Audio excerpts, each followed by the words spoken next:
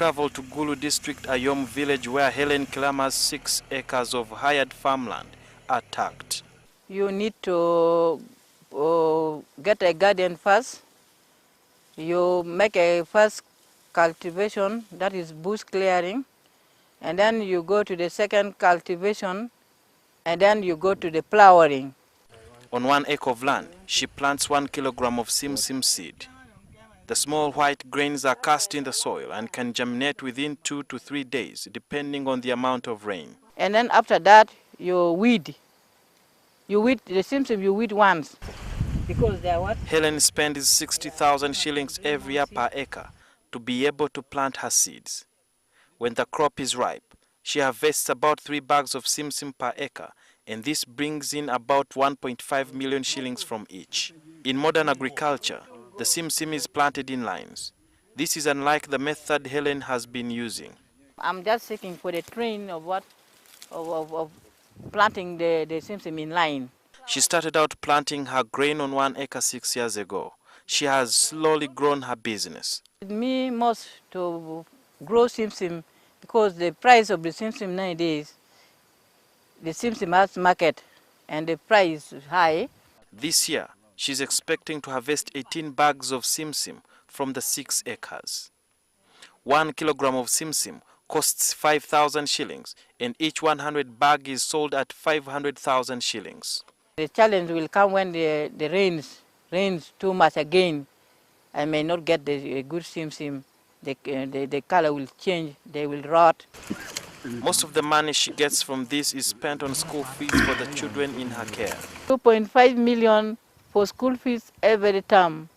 I asked her whether simsim also gets affected by pests like other cereal. I don't spray, it doesn't have any diseases. During harvest, she uses a knife to cut the upper part of the crop. Because it is very difficult when you cut from the ground to hold it, even to hang it to dry. However, this period is the most trying process in simsim farming. You have to harvest in time to avoid the shells from bursting, especially during the hot and dry season. She has to hire at least 6 hands to help, but if it gets too dry and the shells crack, birds are drawn to it. And there where the birds can come and pick it from the ground. The problem is the monkeys. Yeah, but we don't have monkeys here.